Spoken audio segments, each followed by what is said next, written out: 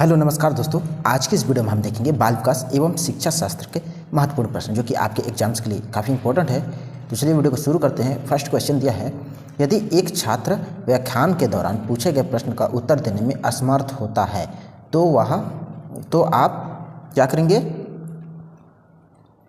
यह समझाने का प्रयास करेंगे कि वह छात्र उस प्रश्न का उत्तर देने में असमर्थ है। ऑप्शन 3 इस प्रश्न का सही आंसर हो जाएगा। दोस्तों, अगर इस वीडियो में आप नए हैं तो चैनल को प्लीज़ सब्सक्राइब जरूर कर लीजिएगा, लाइक जरूर कीजिएगा और शेयर भी कीजिएगा। दूसरा क्वेश्चन दिख रहा है, यदि किसी खास दिन आप थके हुए हैं और आप कक्षा में छात्रों को पढ़ाने के इच्छुक नहीं हैं तो आप क्या करेंगे? तो आप क्या करेंगे? इसका जो करेक्ट आंसर होगा, अपने सहकर्मी अध्यापक को अपने स्थान पर बच्चों को पढ़ाने का अनुरोध करेंगे। ऑप्शन 2 इस प्रश्न का करेक्ट आंसर हो जाएगा। चलिए नेक्स्ट क्वेश्चन को देखते हैं।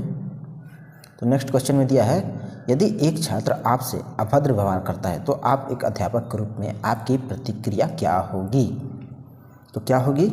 इस प्रश्न का जो करेक्ट आंसर होगा, आप छात्र को क्षमा कर देंगे व उस घटना को भूल जाएंगे। ऑप्शन 3 इसका करेक्ट आंसर होगा।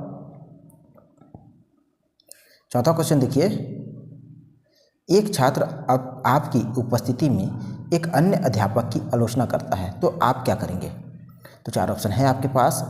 उसके इस अभद्र व्यवहार के लिए चेतावनी देंगे, उस अध्यापक को बता देंगे, इसे अनदेखा कर देंगे, उस छात्र को चेतावनी देकर छोड़ देंगे। करेक्ट आंसर होगा, उसके इस अभद्र व्यवहार के लिए उसे चेतावनी देंगे। ऑप्शन 1 इसका करेक्ट आंसर हो जाएगा। पांचवा क्वेश्चन देखिए, कक्षा में लेक्चर के दौरान दो छात्र एक दूसरे से बात करते हैं, आपके विचार में छात्रों के इस व्यवहार से क्या होगा? तो छात्रों के इस व्यवहार से होगा पूरी कक्षा का नुकसान होगा। ऑप्शन 2 इसका करेक्ट आंसर हो जाएगा। फिर चलिए नेक्स्ट क्वेश्चन को देखिए, कक्षा में बारंबार बताए जाने के बाद भी एक छात्र को एक बात समझ नहीं आता है तो इस स्थिति में आप क्या करेंगे? तो इस स्थिति में छात्र को बात समझाने के लिए कोई अन्य विधि का प्रयोग करेंगे। ऑप्शन 3 इसका राइट आंसर हो जाएगा। 7वां क्वेश्चन देखिए, आपकी कक्षा के कुछ छात्रों की दृष्टि कमजोर है, वे श्यामपट्ट पर लिखा हुआ पढ़ने में असमर्थ है। इस समस्या को सुलझाने के लिए आपके विचार क्या होंगे? तो आपका विचार क्या होगा? आंसर है, आप ऐसे छात्रों को आगे की सीटों पर बैठा देंगे। ऐसे छात्रों को आगे की सीटों पर बैठा देंगे। क्वेश्चन नंबर 8 देखिए, आप ऐसे छात्रों के लिए जो शिक्षण प्रक्रिया के बीच में टोकते हैं कौन सी विधि उपयुक्त मानेंगे? इसका जो करेक्ट आंसर होगा, उसको नज़रअंदाज कर देंगे। ऑप्शन 3। एक छात्र आपकी कक्षा में संदर्भ से बाहर का प्रश्न पूछता है तो एक अध्यापक के रूप में आप क्या करेंगे? तो क्वेश्चन नंबर 9 उसे बताएंगे कि उसका प्रश्न विषय से संबंधित नहीं है। ऑप्शन 3 इसका राइट आंसर हो जाएगा। यदि आपको लगता है कि साप्ताहिक परीक्षा के दिन बहुत से छात्र छुट्टी लेते हैं तो इस समस्या का समाधान कैसे करेंगे? तो इसका आंसर होगा, साप्ताहिक परीक्षा सप्ताह में किसी भी दिन ले लेंगे। ऑप्शन 4 इसका राइट आंसर है। आप छात्रों की चोरी करने की आदत को कैसे छुड़ाएंगे? तो छात्रों की उन पर निगाह रखकर उन्हें अच्छा सुझाव देकर। ऑप्शन 4 इसका राइट आंसर होगा। दोस्तों, वीडियो में आप नए हैं तो चैनल को प्लीज़ सब्सक्राइब जरूर कर लीजिएगा, जिससे हमें मोटिवेट मिलता है आपके लिए वीडियो लाने को। 12वां क्वेश्चन देखिए, आपके द्वारा बार बार कहे जाने पर भी एक छात्र कक्षा में देरी से आता है, आपकी स्थिति में क्या प्रतिक्रिया होगी? तो इसका आंसर होगा, आप इस संदर्भ में छात्रों के अभिभावकों को सूचित करेंगे। ऑप्शन 2 इसका करेक्ट आंसर हो जाएगा। फिर नेक्स्ट देखिए, यदि आपकी कक्षा में कुछ छात्र आपके प्रश्नों का असमर्थ हैं तो आप क्या करेंगे? तो इसका जो राइट आंसर होगा वो होगा, यह सोचेंगे कि कहीं आपके पढ़ाने की विधि में तो कोई कमी नहीं रहेगी। ऑप्शन 3 इसका करेक्ट आंसर हो जाएगा। फिर देखिए, यदि आपकी कक्षा में कोई छात्र लेक्चर के दौरान प्रश्न नहीं पूछता है तो इसके निम्न कारण हो सकते हैं। तो इसके कारण हो सकते हैं, आप जो भी पढ़ा रहे हैं विद्यार्थी समझ से बाहर है, विद्यार्थी के समझ से बाहर है। क्वेश्चन नंबर 15 देखिए, सामान्यतः छात्र अध्यापक से कक्षा शिक्षण के दौरान प्रश्न नहीं पूछते हैं, चाहे उन्हें समझ आ रही हो आपके विचार में इसकी मुख्य वजह क्या है? तो उपयुक्त सभी हो सकती हैं। कौन कौन से? तो उन्हें डर होता है कि अध्यापक उन्हें डांट देंगे।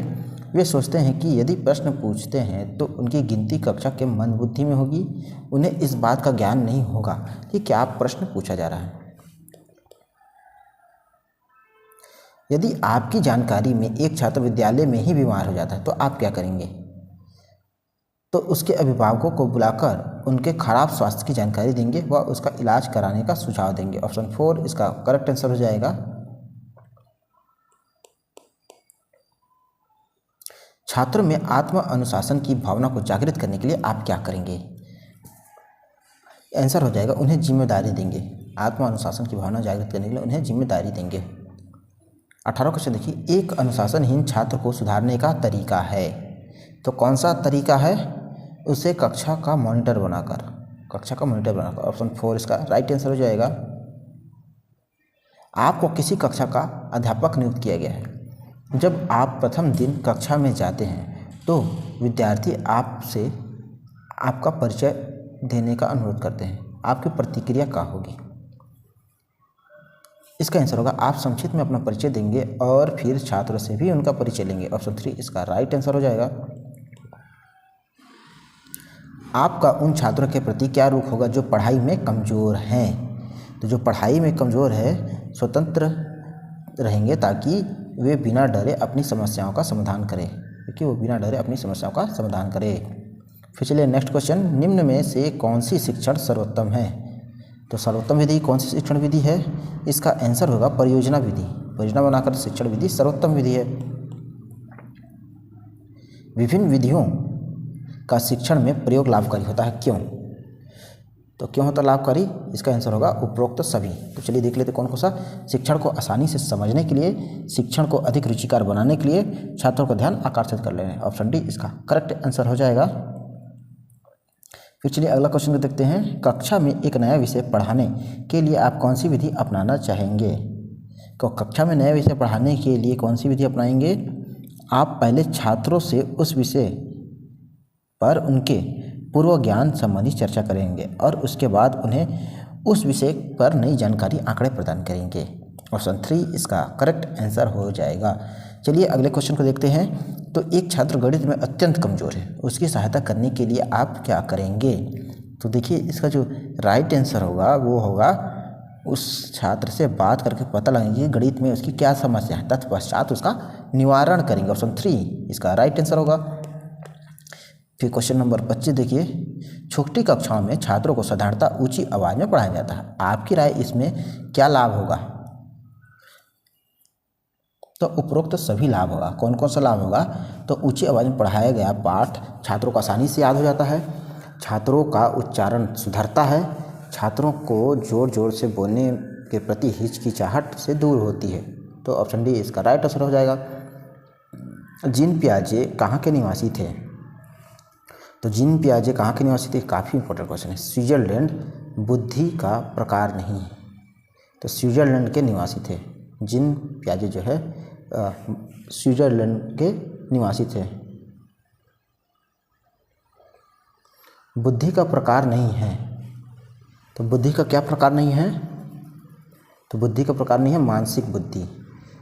मानसिक बुद्धि बुद्धि का प्रकार नहीं है। बाकी मूर्त बुद्धि, अमूर्त और सामाजिक बुद्धि ये बुद्धि के प्रकार हैं। निम्न में से किसने नैतिक वृद्धि की अवस्थाओं की अवधारणा प्रस्तुत की है? आंसर है कोलबर्ग ने। फिर चलिए अगले को देखते हैं। बुद्धि के प्रतिपादन सिद्धांत का प्रतिपादन किसने किया है? प्रतिदर्श, अब हम माफ कीजिएगा, बुद्धि के प्रतिदर्श सिद्धांत का प्रतिपादन किसने किया था? तो किसने किया था? इसका करेक्ट आंसर थॉमसन ने किया था। फिर चलिए आपके अनुसार सीखने की सर्वोत्तम विधि क्या है? तो सीखने की सर्वोत्तम विधि है करके सीखने की विधि।